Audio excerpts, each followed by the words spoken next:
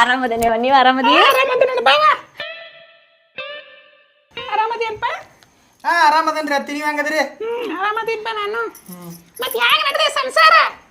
ಚಲೋ ನಡ್ದತ್ರಿ. ನನ್ನ ಮಗಳು ಯಾಕೋ ಸ್ವರ್ಗದಾಗ ಅನ್ಸತ್ತಾಳ, ಕೆಲಸದ ಭಾಳ ಹಚ್ಚೇನ್ಪ?